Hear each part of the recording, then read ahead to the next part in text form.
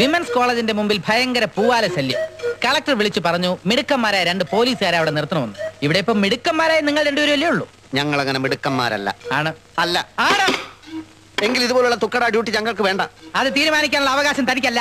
അങ്ങനെ ഒരു പൂവാല ശല്യം വിമൻസ് കോളേജിന് മുമ്പിൽ ഇല്ലല്ലോ സാർ. ഉണ്ടല്ലോ സാർ. തിങ്കളാഴ്ച 7 പൂവാലന്മാർ അവിടെ ശല്യം ചെയ്തു.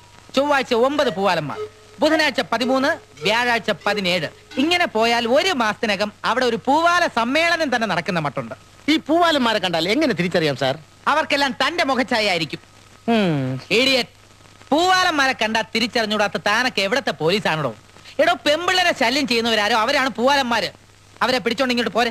പെമ്പിള്ളേരെ ശല്യം ചെയ്ത് കഴിഞ്ഞതിന് ശേഷം അവന്മാരെ പിടിച്ചാ മതിയല്ലോ. വേണ്ട, അവർക്ക് ഓരോ ചായയും പഴംപൊരിയും കൂടെ വാങ്ങിച്ചു കൊടുത്ത ശേഷം പിടിച്ചോണ്ട് വന്നാൽ മതി. തന്റെ തമാശയൊക്കെ സ്റ്റേഷന് വെളി വെച്ച് മതി. പൊക്കോ. പൂവാലന്മാരെ പിടിക്കാൻ പോകുന്നവര് തന്നെ പൂവാലന്മാരായി മാറരുത്. Okay, proceed. അതൊക്കെ അയാളുടെ എന്താണ്?